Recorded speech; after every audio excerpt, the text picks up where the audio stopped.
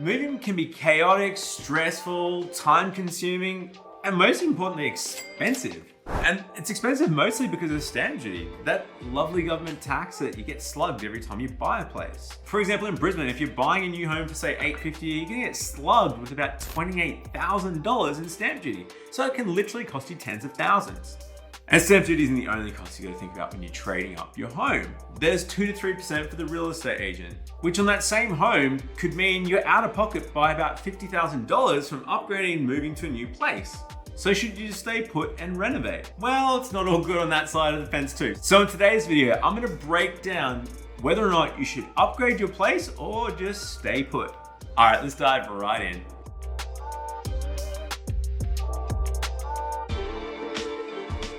So let's start with renovating. A recent survey by Finder found that at least 1 in 3 Australian homeowners have renovated their home. And according to their research, just doing those little renovations would cost less than the stamp duty and the real estate agent fees you'd pay for upgrading your home. Their survey found that a kitchen would cost $16,883 on average, while bathrooms cost $12,460. Floors cost $9,738, and a new deck would be about 12 grand. So really, for the stamp duty plus the real estate agent fees, you could actually just upgrade your home and make it all spick and span. But the reality is, if you're not going to stay in the home for at least 5 years, it may not be worth doing these renovations. The reason being, you could be overcapitalizing. And overcapitalizing is the main danger when renovating. Put another way, it means you're spending way too much on your home and it becomes more expensive than all the other houses on the street. What did it cost? Everything. So if you are thinking about renovating, here are my 3 tips on avoiding overcapitalizing. My first number tip is get the property professionally valued. The easiest way to do this is just to call up your local real estate agent, get them over. They're always happy to come to your place and do an appraisal. They'll let you know what your property's worth today and even tell them, well, if I fix up the kitchen, what could it be worth tomorrow? For example, if they say your house is worth $600,000 now, but the average house on the street might be worth $800,000. That gives you a bit of an indication that you could spend $200,000 and not be out of pocket, and you could sell for sort of $800,000, helping you avoid overcapitalizing. Also, the real estate agents have some good anecdotes, and they can tell you, yeah, in the suburb, Hampton-style kitchens are really popular, or pools are important and could get you more money for when you sell, or just keep the property value, more money for when you sell. My second tip for avoiding overcapitalizing when you're renovating is do some due diligence on the builder that you're going to use. Yeah, you really want to check your builder thoroughly. I've seen it a bunch of times where people have engaged a builder who's not that good and can slow down the process, and the slower build process means if you have to move out and rent, or if you're living in the house and trying to move around the builder, it takes more time, it's going to cost you more in mortgage repayments and just make it a worse process.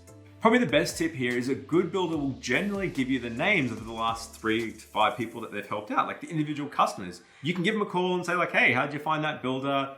Even ask them if you can inspect some work. Sometimes they've got some stuff in progress and you can just make sure the builder's gonna do a good job on your place. The third tip to avoid overcapitalizing is having a clear budget from the get-go. So again, back to that example, if your house is worth $600,000, potentially the ones on the street are worth $800,000. You know your scope for the budget is $200,000. You need to stick to that to the dollar, because anything over is overcapitalizing and it's money you're never going to see again. You need to take into consideration extra costs like landscaping that some builders don't include, even furniture. If you've got a nice new home, you've done a new kitchen, you're probably gonna get some new appliances.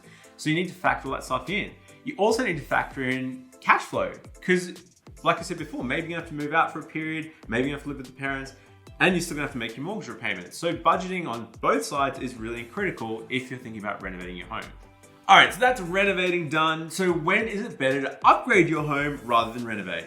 Listen, the most common that I would probably see is when you're looking at moving suburbs, maybe because of schools, getting closer to work, or cities, where you just can't avoid renovating. And in that situation, it completely makes sense. You're just gonna have to suck it up, pay the stamp duty. It's one of those things that you're just gonna need to do and move on.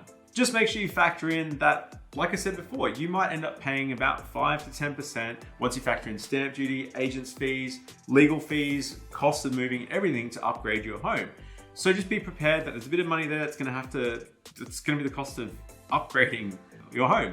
Or if you're happy to stay put, then maybe you could just use those funds to renovate your home. Keep in mind you want to avoid trying to overcapitalize and overspend.